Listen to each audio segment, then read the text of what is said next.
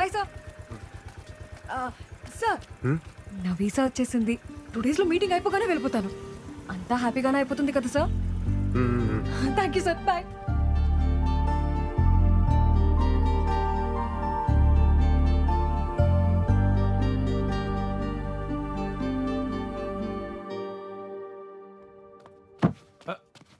విరాట్ విరాట్ లేరా. ఏమైందన్నా?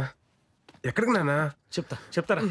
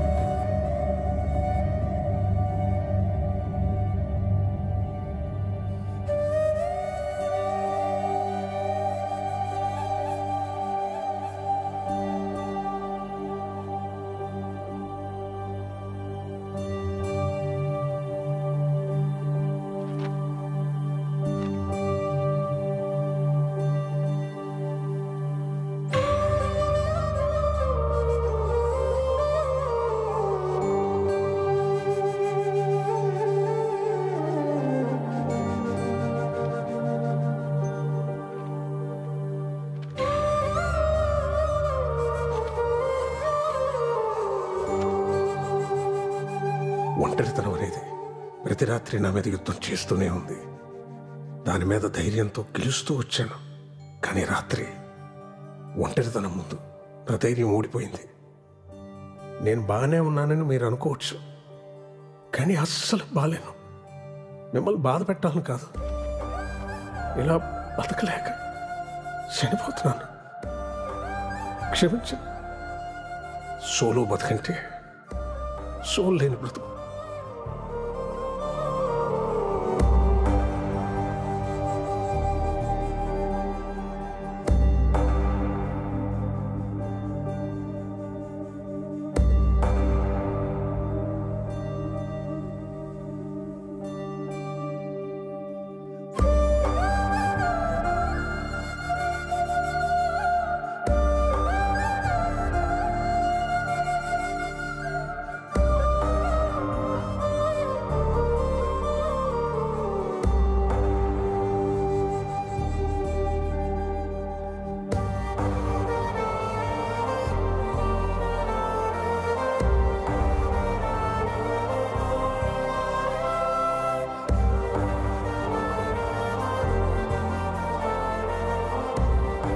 విరాట్, సోలో బతికే సో బెటర్. ఒక్కసారి మన కన్నీళ్లు తుడుచుకోవడానికి మన 2 చేతులు సరిపోవా? మీరు నాకు ఆరాధ్య దైవం సార్. మీ అమ్మాయిని మార్చి పెళ్లి చేసుకున్న బాధ్యత నాది. అందరికీ దూరంగా ఆస్ట్రేలియా వెళ్ళిపోతాను.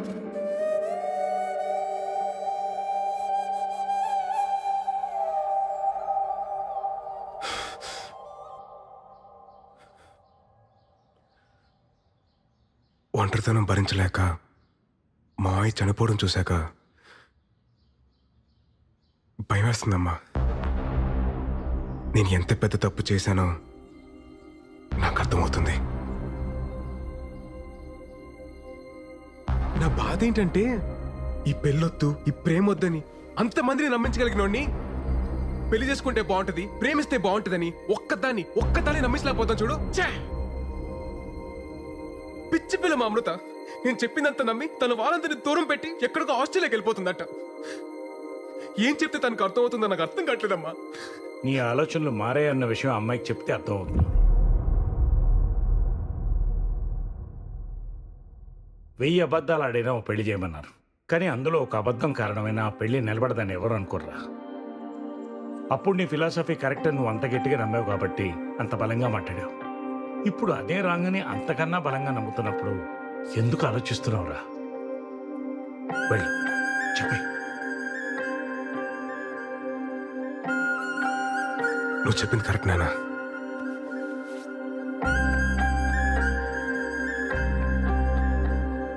హలో అమృత, నేను మీకు ఇంపార్టెంట్ విషయం చెప్పాలి.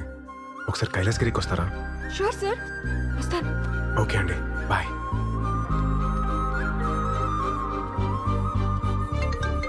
హలో, ఎక్కడున్నారండి? హలో తమ్ముడు, ఎవరు భయ్యా నువ్వు? రావండు ఫ్రమ్ లంక. అమృత ఫోన్ నీ దగ్గర ఎందుకుందిరా? నువ్వే చెప్పినావు కదేటి తమ్ముడు, రాముడు లేని టైమ్స్ సీతను ఒట్టుకెళ్ళడమే కరెక్ట్ అని. ఒట్టుకొచ్చినా తమ్ముడు, తమ్ముడు సీత జాడ కోసం ఆంజనేయ స్వామి అవసరంలే, నేను పోర్ట్ ఏరియాలోనే ఉన్నా, నువ్వు వచ్చి సీతను ఒట్టుకెళ్ళు, అప్పుడు ఒప్పుకుంటాను రాముడు అని.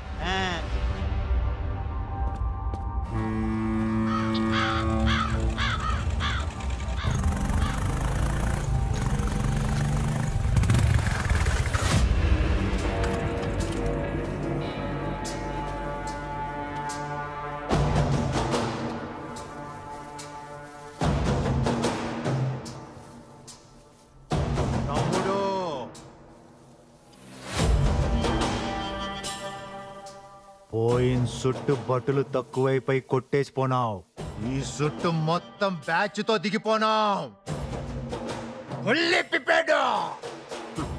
ఇదిగో కుంభకర్ణుడు, ఇదిగో ఇంద్రజిత్తు, ఇప్పుడు కొట్టి ఒట్టుకుపో, ఒట్టుకుపో ఎలా.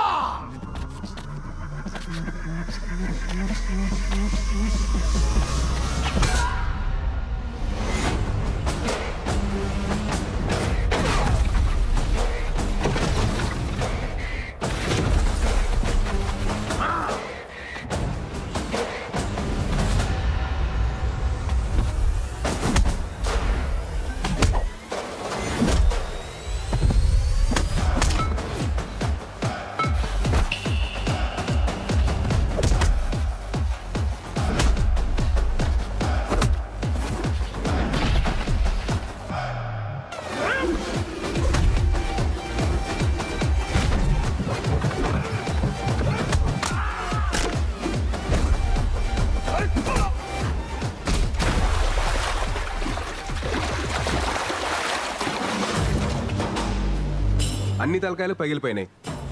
మరి నీ సంగతి ఏంటి? నువ్వే చెప్పు తమ్ముడు. అది లంకైనా, డొంకైనా, పోర్ట్ అయినా, కోర్ట్ అయినా చివరికి రాముడే గెలుస్తాడు. తమ్ముడు నువ్వు రాముడు, ఇది ఫిక్స్. నేను ఎలా తమ్ముడు? తమ్ముడు మళ్ళీ గొప్ప క్లారిటీ ఇచ్చాడా. అదండి అదండి వెళ్దాం. మరి సీత పరిస్థితి ఏంటి? వాడెవడో రావణ్ అంటాడు, కాదంటాడు. మిమ్మల్ని అందరూ రాముడు అంటారు, అది మీకు అర్థం కాదు. ఏమంటున్నారండి? నేనే మీతో ఒక ఇంపార్టెంట్ విషయం చెప్పాలనే కదా మిమ్మల్ని కలుద్దాం అన్నాను. నేనే మీతో మాట్లాడాలని వచ్చాను. మీరు కాల్ చేయకముందు ఏం జరిగిందో మీకు తెలియాలి సార్. అన్నీ రెడీ చేసి పెట్టు. ఓకే సరే బాయ్. ఆస్ట్రేలియాకి వెళ్తున్నావు అంటగా? బ్యాంక్ మేనేజర్ ఫోన్ చేశాడు. డబ్బు కోసం లోన్కి వెళ్ళాల్సిన అవసరం లేదు. నీకెంత అవసరమో చెప్తే నేనే ఏర్పాటు చేస్తాను. నాన్న నేను ఎందుకు ఇంక నిన్ను ఇబ్బంది పెట్టను అమృత. నీకు నచ్చినట్టే చేసుకో, కానీ నాకు మీ అమ్మకి నువ్వు మాత్రమే ఉన్నావన్న విషయం మర్చిపోక అమృత. పాపం ఆ అబ్బాయి ఏమైపోతాడు? తనకి నాకు మధ్య ఏం లేదు నాన్న. ఈ రిలేషన్స్ ఎమోషన్స్ ని చాలా స్ట్రాంగ్ గా వ్యతిరేకిస్తారు మా సార్.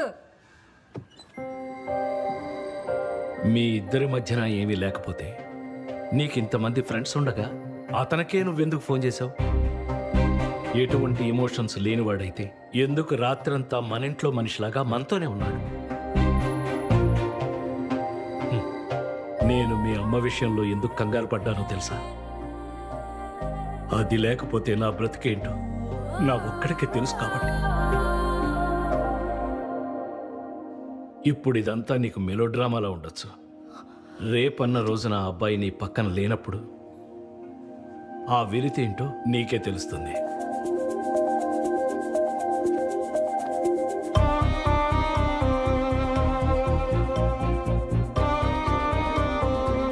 అప్పుడు సీతమ్మోరి పక్కన రాములో ఉంటుంటే సీతమ్మోరికి అన్ని కట్టాలు వచ్చుండేవి కావేమో.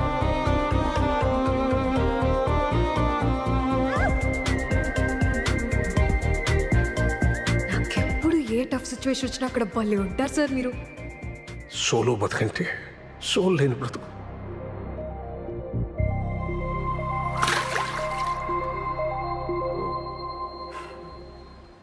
ఇద్దరి మధ్యన ఒక గ్రేట్ లవ్ ఉంది సార్. అది కాదు Amrita, according to Shloka number 55. ఏ ఆపండి సార్, మీ శ్లోకాల కూడా చెప్తా వినరు. చెప్తున్నాను కదా ఇవన్నీ తప్పని. తప్పే. ఒక్కసారి మీ బ్రెయిన్ ఆఫ్ చేసి హార్ట్ తో ఆలోచించండి సార్ ప్లీజ్, మీకు అర్థమవుతుంది. అది కాదు Amrita, according to my philosophy solo బ్రతికే సో.